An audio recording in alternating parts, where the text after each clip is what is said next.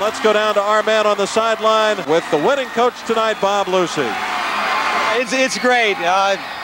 You know, reach a goal, it's a dream.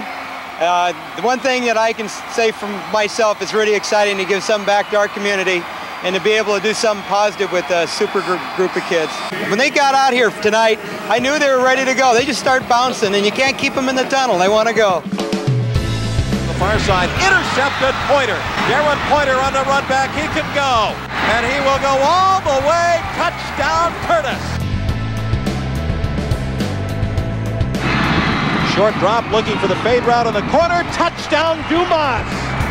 The Curtis Vikings become the first team in AAA Washington State history to win the championship 2 years in a row. To the right, back to pass. Salzman looking around, looking to the end zone. There's Cowards. He makes the catch. Touchdown Vikings.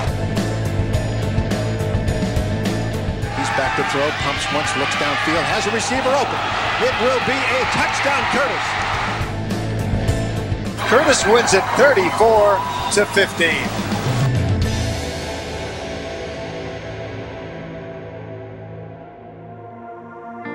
As good a coach as Bob was, I think his strongest characteristics are his dedication to the community. A mentor of kids, the high school and the junior high that was struggling academically. Very few people know about that, but he was concerned about those kids coming through academically. This group of kids every week shows up ready to prepare, and they work hard. They got over a 3-point GPA as a team, 62 players on the team. They strive for excellence in the classroom, on the field. We coach student athletes, and student comes first, athlete second, of course, and Bob really understood that. Coach Lucey was one of those people that really believed that grades were the most important thing. It didn't matter how good you were on the football field, it was, well, hey, how you doing in math, or how you doing in science, or how you doing in reading, you know, is there anything I can do to help you out? He had a vision, I think, of not just a winning athletic program, but a vision of a program where it epitomized sportsmanship, scholarship. Going into my sophomore year, I was one of those players that my grades weren't where they needed to be. I remember Coach Lucey pulling me to the side and just talking to me about, you know, hey, Cal, you know, hey, you can do this. I believe in you and I believe that you can be successful, but you got to get your grades together, you know, because it's called student athlete, right? Student first, athlete second. And so, you know, I carried that with me and ended up, you know, getting my grades together in my sophomore year.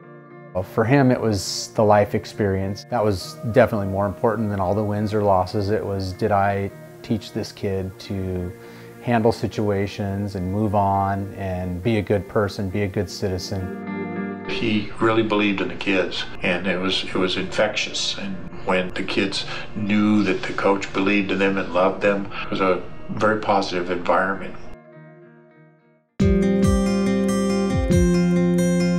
He had a vision related to the community. First guy to volunteer for school levies. There was just nothing that he wouldn't do for the community.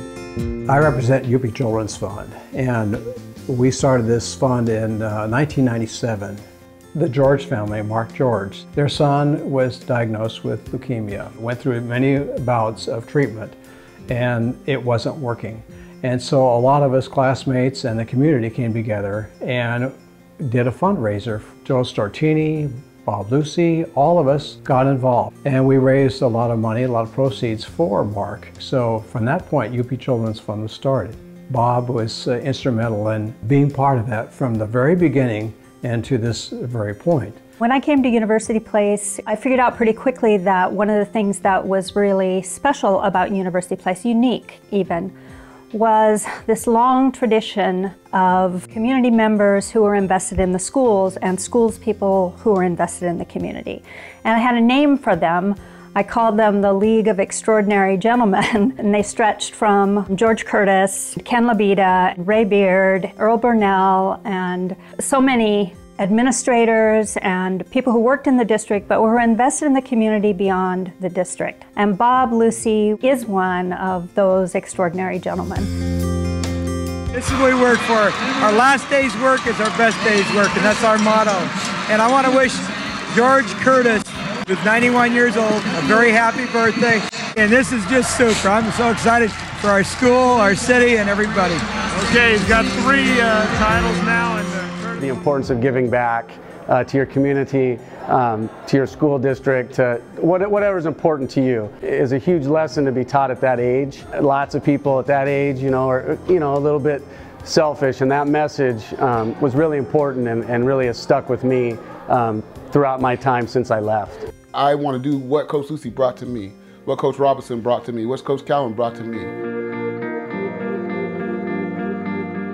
Behind every great football coach and leader of the community, there's a great wife, and in the case of Chris Lucey, she certainly played that role.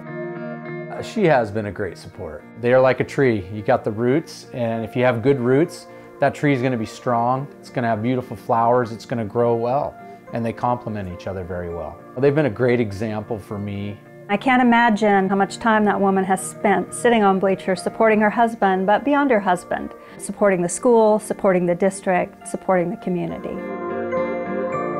The example that he's provided as far as caring for kids and seeing coaching and teaching as different ways to impact kids' lives have been something that I've followed, and that's why I am where I am today, teaching high school and coaching and just looking every day to impact lives. It's about what Bob Lucey does and what he continues to accomplish in our community. He's incredible.